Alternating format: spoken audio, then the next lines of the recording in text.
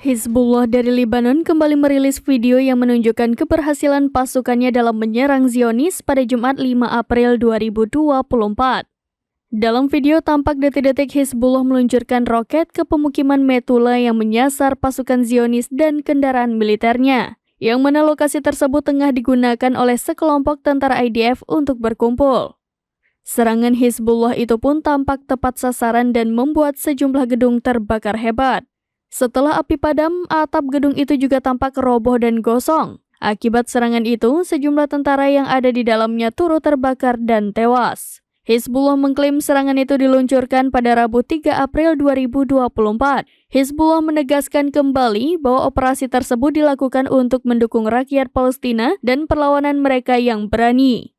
Perlawanan Islam di Lebanon mengatakan para pejuangnya melakukan 5 operasi terhadap pasukan pendudukan Israel di sepanjang perbatasan.